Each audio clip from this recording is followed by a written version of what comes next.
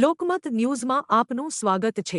ગોરજ ગામના ખેડૂત પરમાર કરણસિંહ કેસરસિંહ તથા પરમાર હસમુખભાઈ અંબાલાલની ખેતીની જમીન વલવા ગામની સીમમાં આવેલી છે, જ્યાં ખેતરના શેરડા ઉપર અનેક વૃક્ષો આવેલા છે, જે પૈકી ચંદન અને ખેર આરક્ષિત વૃક્ષોનું કોઈ અસામાજિક તત્વ દ્વારા ઘણા સમયથી નિકંદન કરવામાં આવતું હતું।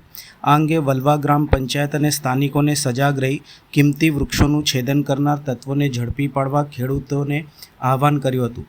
તે મુજબ આજરોજ સાંજે 6 વાગે 4 જેટલા ઈસમો દ્વારા 6 જેટલા ખેરના વૃક્ષોનું ગેરકાયદેસર કટિંગ કરવામાં આવતું હતું।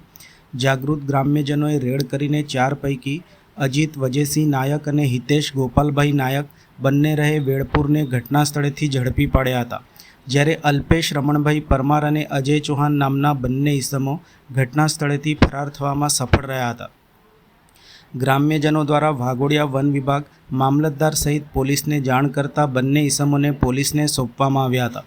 મહત્વની બાબત છે કે ઘણા સમયથી વલવા ગ્રામ પંચાયતની સીમમાંથી વન વિભાગ દ્વારા આરક્ષિત ચંદન સહિત ખેરના કિંમતી વૃક્ષોનું ગેરકાયદેસર કટિંગ કરી ચોરી કરનાર ઈસમો સામે ગુનો નોંધવાની માંગ ઉઠી હતી, છતાં વન વિભાગના હાથે ચોર ઝડપાતા ન હતા।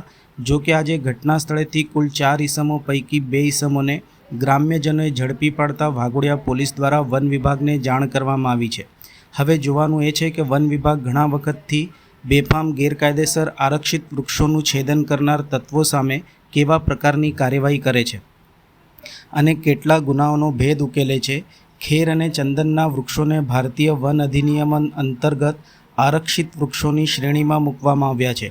ભારતીય વન અધિનિયમ 1927 એક્ટ મુજબ ગંભીર અને બિનજામીનપાત્ર ગુનો છે।